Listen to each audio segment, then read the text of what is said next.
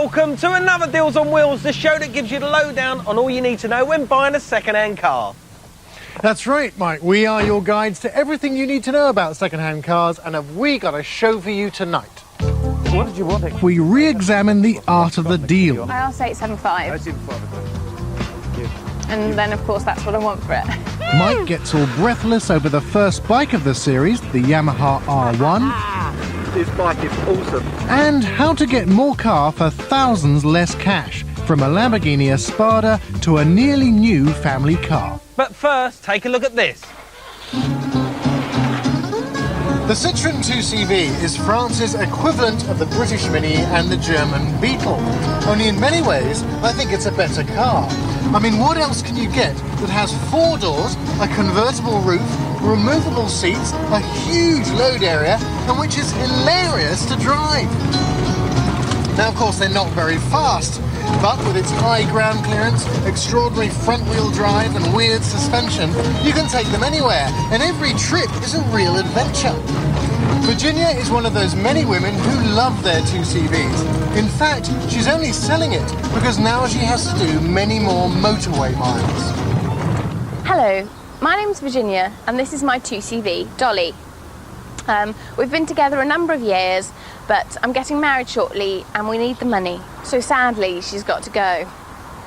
These are the little front eyes. At one time I wanted to get some little eyelashes, but I wasn't easily able to get hold of those, so I haven't. The back seat actually is quite natty, and it's got 2 little slidey catches, one each end of the bench. And I understand that the idea of that was so that you take the back seat out and sit in the park and eat your picnic.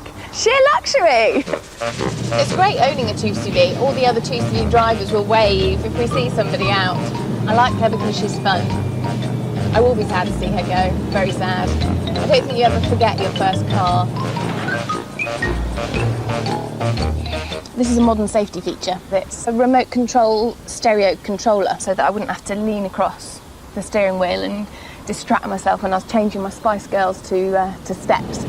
Dolly's extremely reliable, but this morning I did have some difficulty starting her. I think she just knows what I've got in store for her. I think she feels it. 2CV intuition.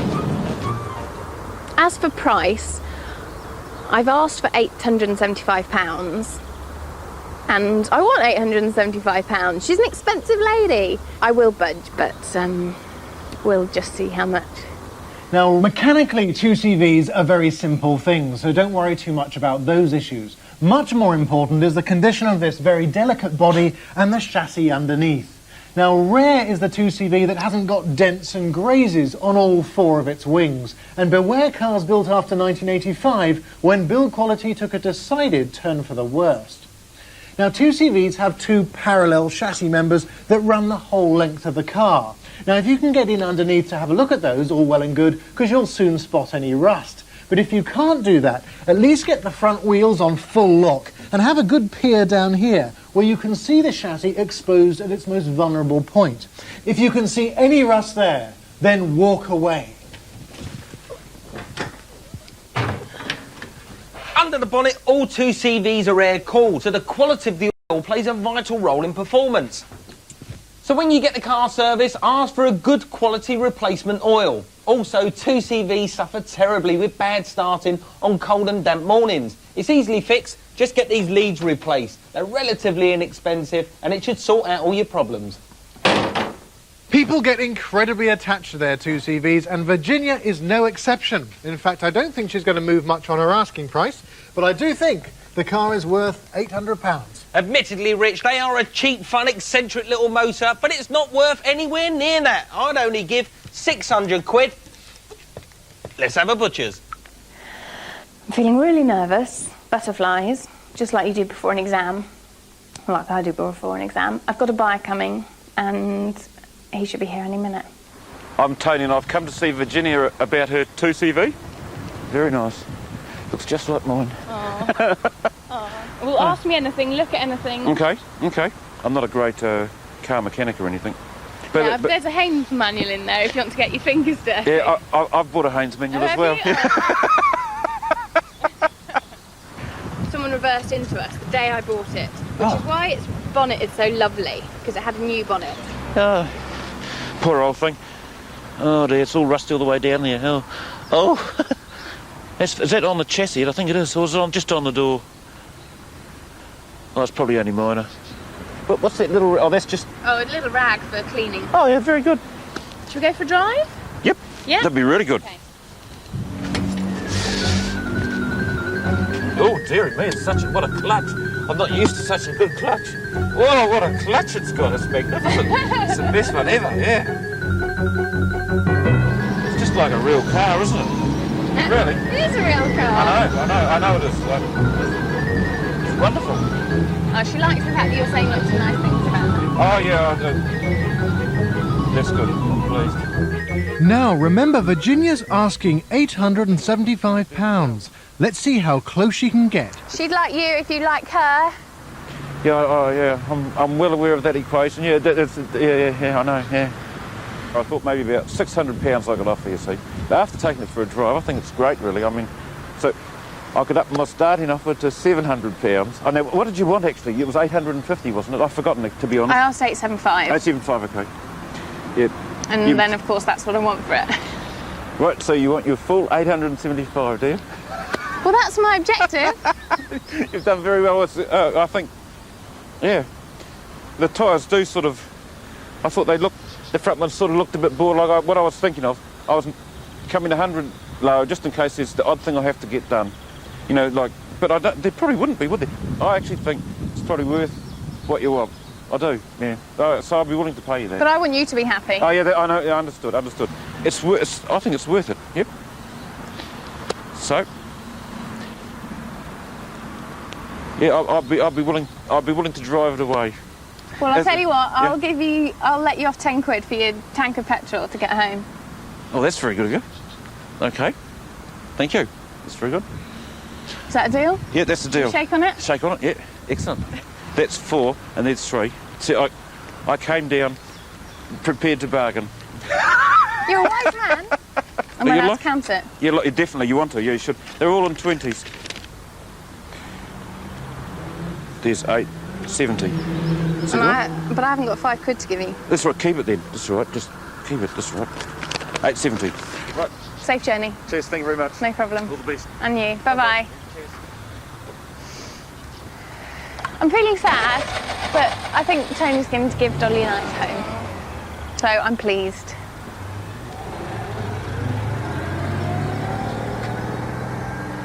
I'm sure he'll look after her. Bye, Dolly. Oh, hope he didn't turn left out of my drive. It's one way. Well, that was one of the weirdest deals I've ever seen. He managed to talk his way out of every penny he wanted to save. Virginia hardly had to do a thing. I guarantee that was one of the easiest deals that you'll ever get, which leads me nicely on to the next item, how to get nearly new cars cheap. Check this out.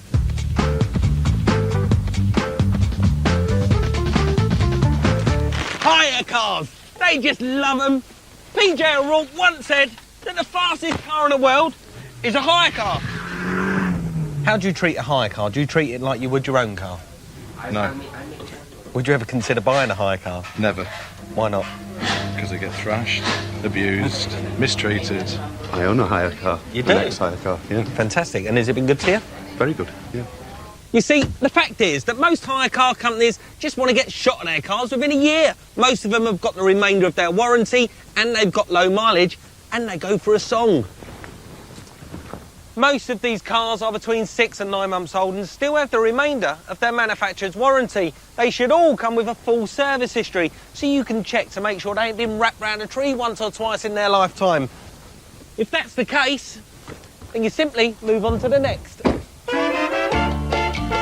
The best time to visit these places is in September and October, simply because the rental car firms' busiest times are over the summer.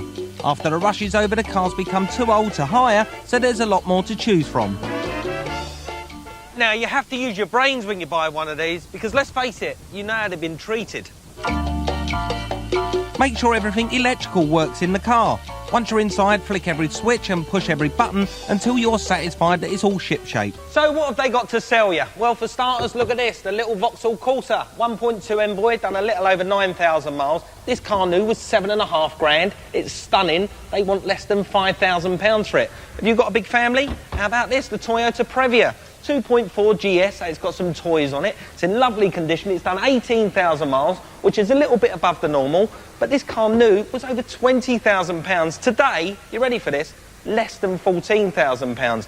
The Astra 1.6 LS, 9,000 miles, beautiful condition. This car new is 12.5 grand. Today, less than £8,000. Now, to me, that sounds like a bargain.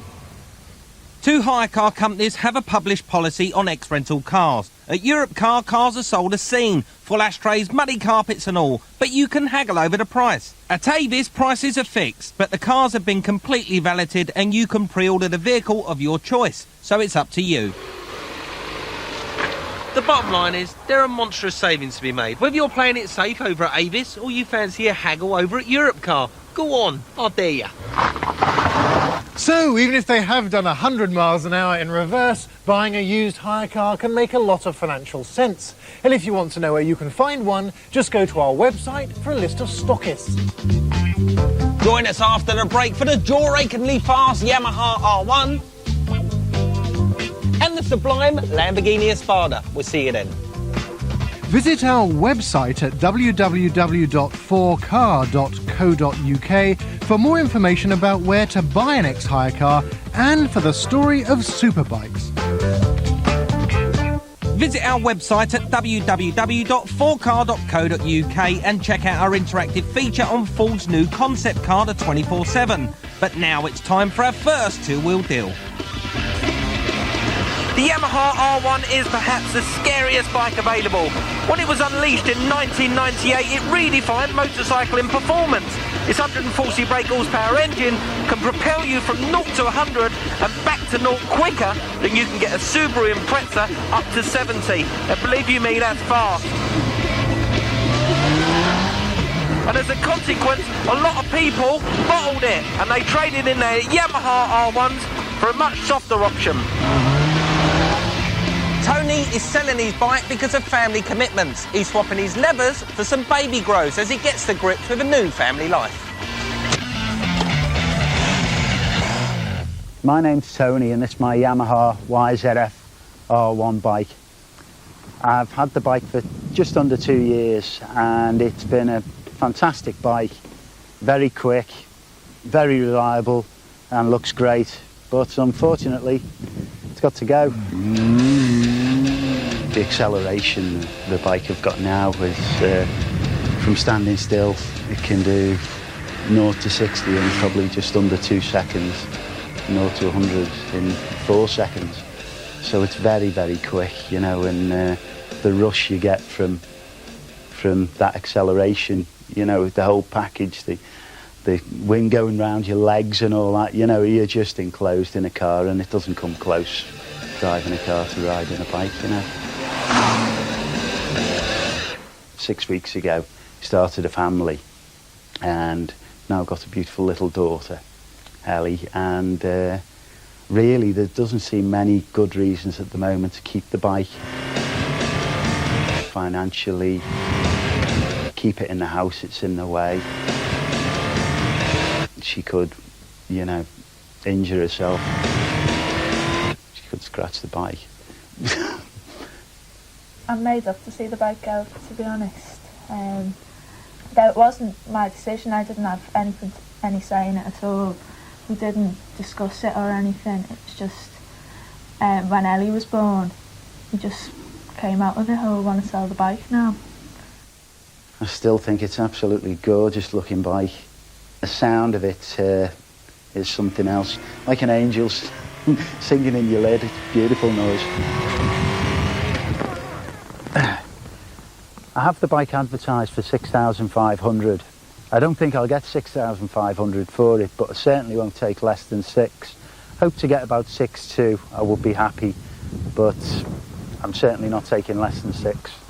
The arrival of a new uprated R1 for 2000 has driven down the prices of last year's models, and that makes them extremely good value for money, especially as many are still under warranty.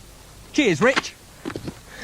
Now, one of the most costly things about owning an R1 is rubber, or the amount of it you're likely to get through. So it's important to check the quality of the tread and make sure none of the tyres have been repaired. Bikes like this should never have their tyres repaired. If you're throttle happy, you could be forking out £150 a tyre every 1,000 miles. Over the last year or so, there's been quite a trend for grey imports. These are machines brought into the country by individuals privately rather than through the official dealer networks. They were cheaper to buy then, and they're cheaper to buy now, and they're easy enough to spot because the speedometers will be calibrated in kilometres per hour rather than miles per hour, the headlights will be directioned towards the wrong side of the road, and they'll have foreign warranties. Now, in my view, any used superbike represents great value for money, and none more so than a likely used Yamaha R1.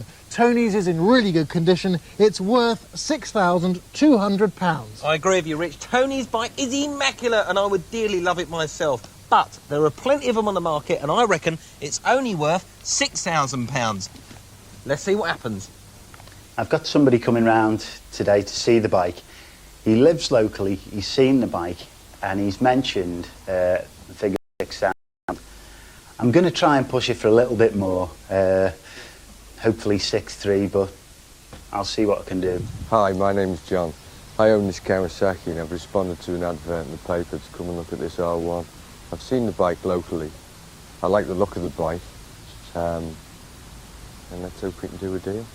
This is it? I've seen it in the village, yeah. Yeah, I've seen it in a couple of car parks. Got it for about 2 years. Good, quick bike. It's, you know...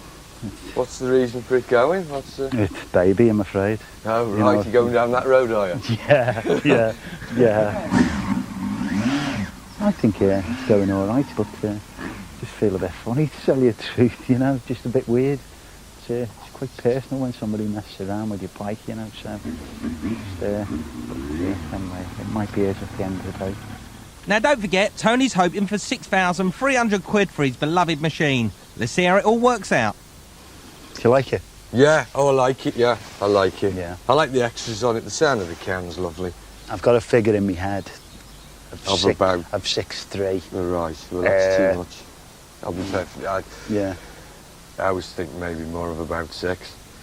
You can buy them brand new for 7. Yeah. Tell you the truth, I'm really, really looking for 6. I don't want to push me luck, but I'd really... might be able to meet you, I don't know, 6,150. Yeah. If you keep the plate and everything and the extras and stuff, 6,150. I'll give you 6 today. I don't want the private plate. My name's not Tony. I'm sure you can understand that. Yeah. All right. Yeah. Okay. Yeah. Yeah. We'll I'll do keep the that. plate. Yeah. Okay. Okay. Yeah. I'll keep the plate. Deal. Right. Right. Oh dear. Oh dear. You'll have to get a blue pram. Sorry about that. Yeah. Sorry. Anyway, there's the bit that you want. No. Okay. If you could count it, obviously, you know, it is on here, but I would like you to count it, as I'm sure you want to. Doesn't look as good as the bike, does it? No. But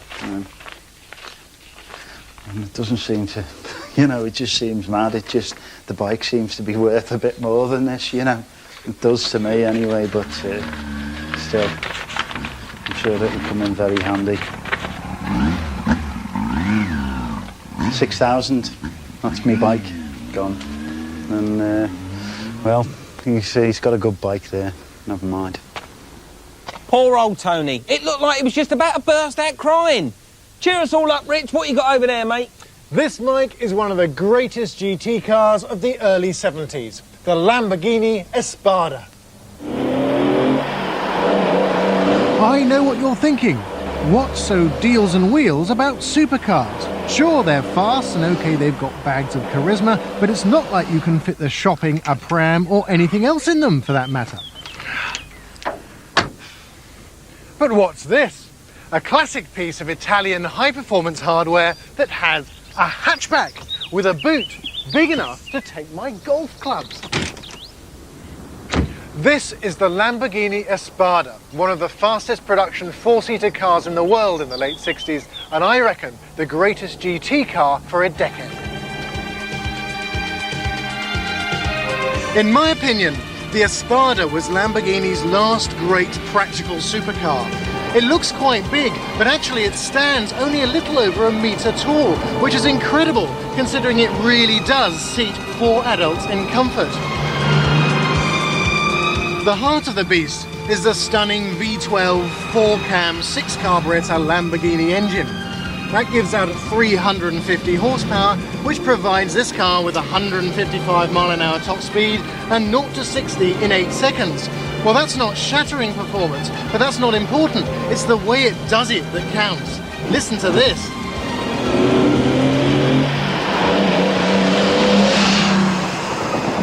Unfortunately, the driving position is terrible.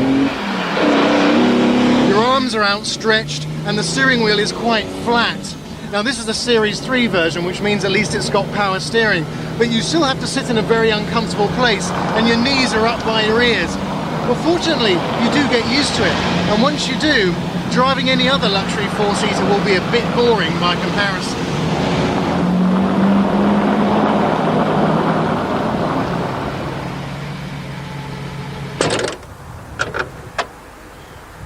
The other good news is that the 3.9-litre Lamborghini engine is super strong. Now, it's important it's been regularly serviced, so you want to listen out for those telltale metallic noises, knocking sounds, and watch out for any excessive smoking from the exhaust as well. And you also want to make sure it has got a Lamborghini engine, and it will say so on the top, because a lot of these were later transplanted with Jaguar V12 and American V8 units. Now, Ferruccio Lamborghini would never have stood for that. Now, I'm not going to bore you with lots of rust speak here, but it is important to check an Espada in all the usual places. That means the door bottoms, the sills, and the underpans. And also, have a good look at all this glass, because there's an awful lot of it, and the front windscreen alone will cost £1,000 to replace. And you might like to bear in mind that these vents can let water in, which, if nothing else, means you won't be tempted to put your precious Espada through a car wash. Now, I could stand here and tell you that Lamborghini Espadas cost a fortune to run, but who cares? Instead, remember why you want one of these marvellous things in the first place. Number one, they are cool. Anyone who was anyone in the 70s had one of these. Rod Stewart, Paul McCartney, Twiggy. Secondly, they're not as expensive as you might think. Now, you might pay £20,000 for one of these if it was perfect. But you can also buy one for the same price as 2 replacement bumpers on a new Diablo. That is £10,000.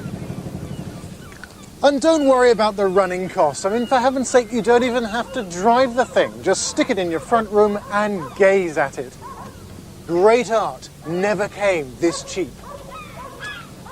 That's it for now, folks. Don't forget to check out our internet site at www.4car.co.uk for more information on those hire cars. Join us next week for more motoring mayhem, including the brilliant Jensen Interceptor, and Mike and I race each other head-to-head in 2 cars that we've bought for under £1,000 each. So until then, see ya. Now, Mike, about these hire cars.